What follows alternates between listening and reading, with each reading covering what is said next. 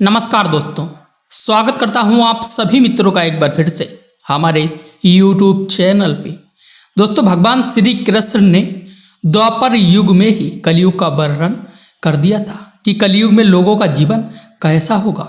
दोस्तों, इस कहानी में हम कलयुग की 5 बातें प्रस्तुत करेंगे जो भगवान कृष्ण ने पांडवों को बताई थी, और उन बातों से सीख लेकर हम अपने जीवन में भी कुछ अवश्य बदलाव ला सकते हैं।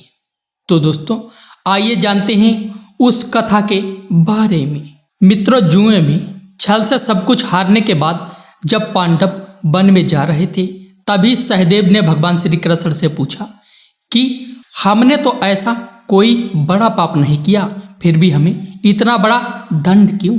तब श्री कृष्ण ने कहा, प्रिय सहदेव, द्वापर युग अपने अंतिम चरण पर है। ये सब जो हो रहा है वह आने वाले कलयुग का प्रभाव है।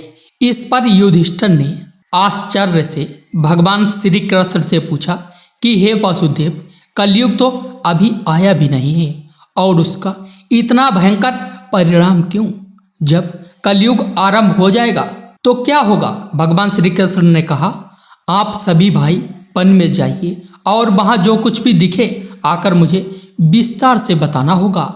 उसी आधार पर मैं आपको कलयुग की गति के बारे में बता पाऊंगा। भगवान श्री कृष्ण के ऐसा कहने पर 5 पांडव भाई वन में अलग अलग दिशा में चले गए। पांचों भाई वन में जाकर वापस लौटे तो आश्चर्य से भरे हुए थे। युधिष्ठिर के प्रश्न का उत्तर दिया भगवान श्री कृष्ण ने। भगवान श्री कृष्ण ने मुस्कुराते हुए कहा, अब आप लोग बताइए कि आपने क्या क्या देखा। सबसे पहले युधिष्ठिर ने बताया कि हे योगेश्वर, मैंने 1-2 सूंड वाले हाथी गज को देखा। इसका क्या अर्थ है? तब भगवान श्री कृष्ण ने कहा, इसका अर्थ यह है कि कलयुग में ऐसे लोगों का राज्य होगा जो दोनों ओर से शोषण करेंगे, बोलेंगे कुछ और, करेंगे कुछ और, मन में कुछ और, कर्म में कुछ और। ऐसे ही लोगों का राज्य होगा। उसके बाद महाबली भीम ने कहा, हे वासुदेव, मैंने एक गाय को देखा जो अपने बच्चे को इतना चाट रही थी कि वह बच्चा लहूलुहान हो गया। इस प्रश्न का उत्तर देते हुए श्री कृष्ण ने कहा, इसका अर्थ है कि कलयुग का मनुष्य अपने बच्चों को आवश्यकता से अधिक लाड़ प्यार करेगा। उनकी अपने संतानों के प्रति माया और ममता इतनी बढ़ जाएगी कि उनकी संतानों को अपने विकास का अवसर ही नहीं मिलेगा। कलयुग में माता पिता अपनी संतानों को परिवार की मोह माया में बांधकर रखेंगे, जिसके कारण उनका घर बर्बाद हो जाएगा। मोह माया में ही घर बर्बाद हो जाएगा। किसी दूसरे का बेटा घर छोड़कर साधु बनेगा तो हजारों व्यक्ति उनके दर्शन करेंगे, किंतु यदि अपना ही बेटा साधु बनता होगा तो रोएंगे कि मेरे बेटे का क्या होगा, उसने क्या कर लिया। माता पिता की इतनी सारी ममता होगी कि उसे मोह माया और परिवार में ही बांध कर रखेंगे और उसका जीवन वहीं खत्म हो जाएगा।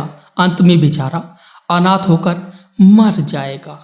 और मित्रों, अर्जुन के प्रश्न का उत्तर दिया भगवान श्री कृष्ण ने। अर्जुन ने कहा कि हे योगेश्वर, मैंने जो देखा वह तो इससे भी कहीं अधिक आश्चर्यजनक था। मैंने देखा कि एक पक्षी की पंखों पर वेद की ऋचाएं लिखी हुई थी और वह पक्षी एक मुर्दे का मांस खा रहा था। इसका क्या अर्थ है?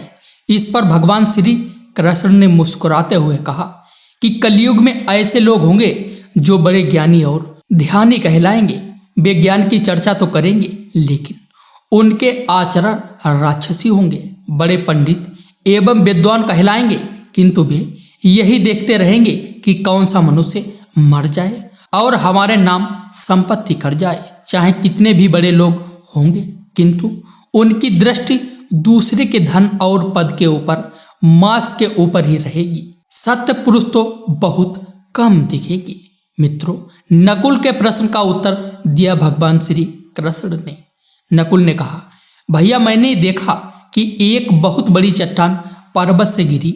उसे बड़े से बड़े वृक्ष भी उसे नहीं रोक पाए, किंतु एक अत्यंत छोटे से पौधे का स्पर्श होते ही वह चट्टान वहीं पर स्थिर हो गई। इसका अर्थ बताते हुए भगवान श्री कृष्ण ने कहा, कलयुग में मनुष्य की बुद्धि क्षीण हो जाएगी और उसका जीवन पतन हो जाएगा, और उस पतन को धन और बड़े से बड़ी सत्ता रूपी वृक्ष रोकने में असक्षम होंगे। किंतु हरि नाम के एक छोटे से पौधे से मनुष्य जीवन का पतन होना शुरू हो जाएगा।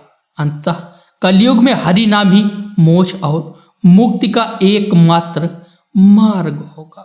तो मित्रों, यही थे कलयुग के कुछ कड़वे सत्य, जिनको यदि आप नहीं जानते हैं तो ये आपके लिए बहुत ही आवश्यक है।